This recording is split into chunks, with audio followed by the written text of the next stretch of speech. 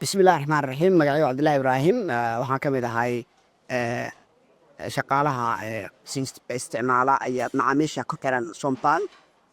Caawa session aad u qurux badan ayuu soo arooriyay Sombank Boosaaso, kaas oo looga hadlayay adeegyada uu bankigu bixiyo iyo faa'iidada uu waxa uu ku soo celiyay bankiga bulshadiisa.